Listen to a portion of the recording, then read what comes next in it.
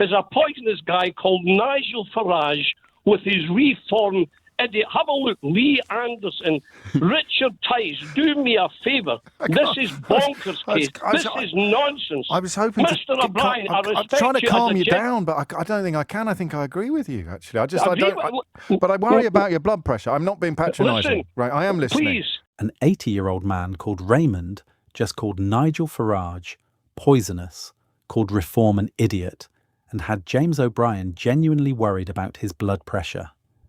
In under 2 minutes. He's from Falkirk, 80 years old.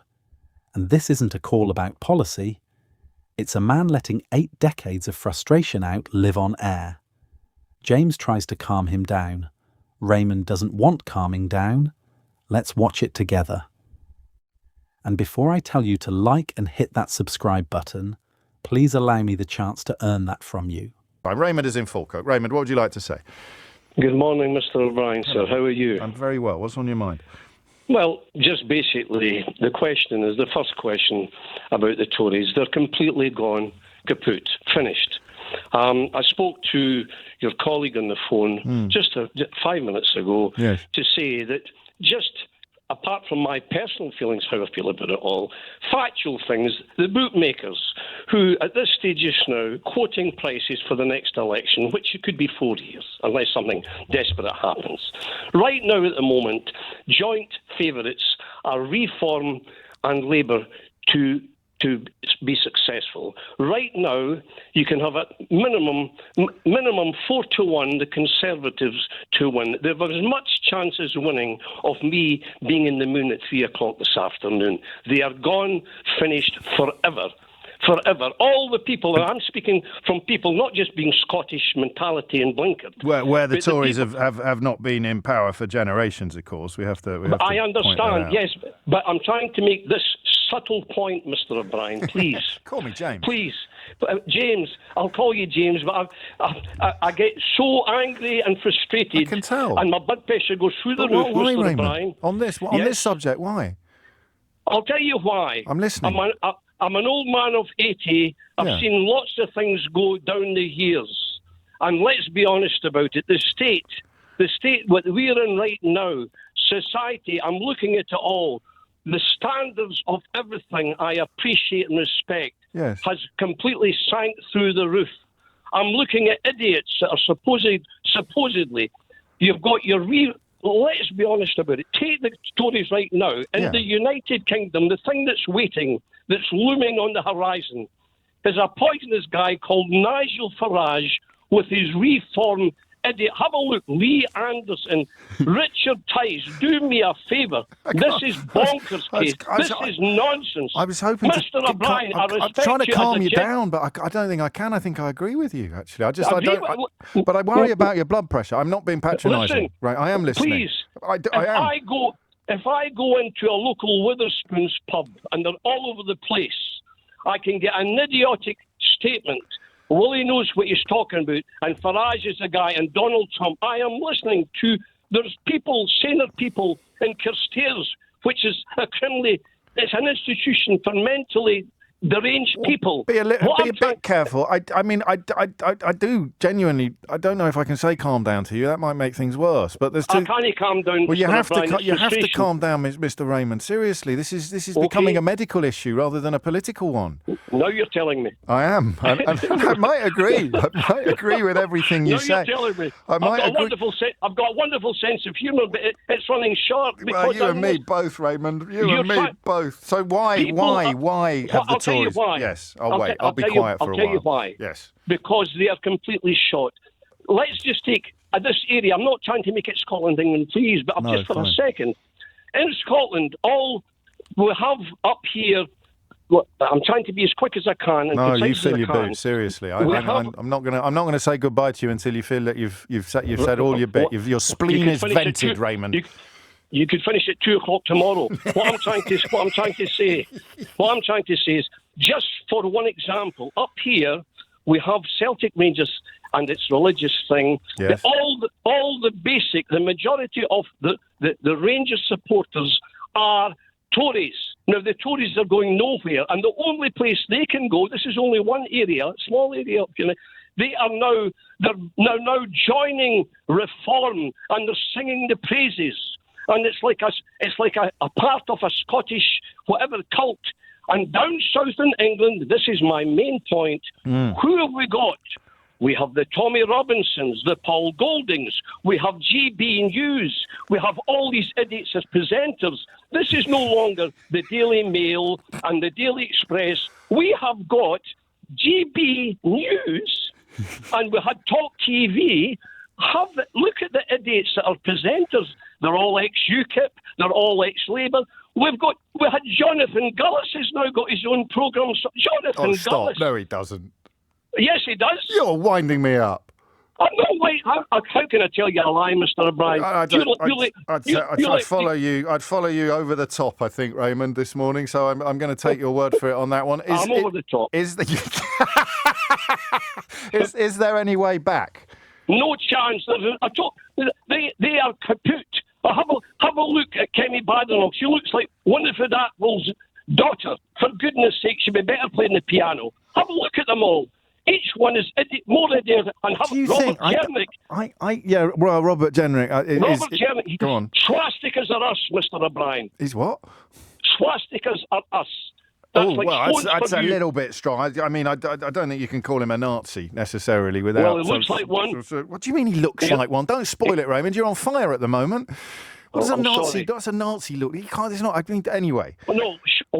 Let me explain that. Please, no, don't. Let's just scratch the swastikas and leave everything else in place. Right, but please. I will. I was being rather flippant when I say that, but yes. The point is, it's like some of these so-called pictures from the war, and somebody that looks like, and they say he plays the part well. That's the point I'm trying to make. And he's doing populism now in a way that is quite potentially effective. I wonder whether we actually all need to be a bit more Raymond, because I can get very angry about things, but my anger began to dissipate oddly when I delivered the manuscript to my last book, and that's not a plug for the book. It's just that's how I get my feelings out, like you've just got your feelings out on the radio. But it's actually, good to talk to you, Mr. Well, it's great to listen to you, Raymond. It's great to listen to you. But actually, I don't know that. I mean, blood pressure notwithstanding, I don't know that I should be telling you to calm down, because the only truly patriotic position now is fury. Yes, potentially. You're right. Well, next time we'll talk about the Labour Party. No, but please, could I just say one thing? It's not so much fury. I'll tell you what it is. What? We're using Marquis of Queensberry terms, boxing terms, to fight a gang. In a knife fight. Yes. I wrote that line. I wrote that line, Raymond. Okay, I'm sorry about that. No, it's great. It's got halfway. It's got all the way to Falkirk. I wrote it in the Times Literary Supplement about nearly 10 years ago. It's a great line, isn't it? Turned up for a knife fight with a pair of battered boxing gloves and a tattered copy of the Queensberry Rules. Yes. You're a legend, Raymond. Thank you very much, Mr. O'Brien. I'll take that as a compliment. And please call me James. Okay, James. Have a nice day. You take care. It's 10:30. Needed that. Right. Let's go back to that call, because there's more going on in it than just an angry old man having a go at Nigel Farage. Raymond opens with the bookies. Reform and Labour joint favourites for the next election, Conservatives sitting out at 4-1. That's not a guess, that's him reading the market before he even gets to his own feelings. And his read is blunt. Not struggling, not declining, finished. Forever. That word choice matters, because most callers hedge. Raymond doesn't hedge on anything in this call. Then it turns personal. 80 years old, watched this country his whole adult life, and he says the standards he grew up respecting have completely sunk. That's the exact moment Farage gets it. Poisonous, he calls him. Reform, an idiot. Lee Anderson and Richard Tice thrown in for good measure, almost as an afterthought, like he's been holding a list. And James, to his credit, doesn't argue with any of it. He doesn't push back, doesn't play devil's advocate, doesn't do the thing he's known for. He just says he's worried about the man's blood pressure. That's the moment that actually interests me most in the whole call, because James O'Brien built a career, rightly or wrongly, being the guy who takes callers apart piece by piece when they say something he thinks is wrong. Here, he can't get a word in edgeways, and more importantly, he doesn't try to. He just lets Raymond go. And Raymond keeps going. GB News gets it. Talk TV gets it. A whole run of ex-UKIP, ex-Labour presenters he doesn't trust an inch, people he clearly sees as recycled rather than credible. Then Kemi Badenoch gets a line about how she looks, which I'm not going to defend because it's cheap and it's the weakest part of the call. Then Robert Jenrick and a comment about swastikas that James has to gently, carefully pull him back from. And to Raymond's credit, even he seems to know mid-sentence he's gone somewhere he shouldn't have. He backs off it almost as fast as he said it. But here's what I actually want you to notice, because it's easy to miss under all the noise. James doesn't tell him to shut up. He doesn't lecture him. He doesn't do the thing plenty of broadcasters would do with a caller running that hot, which is cut him off for his own good or the show's good.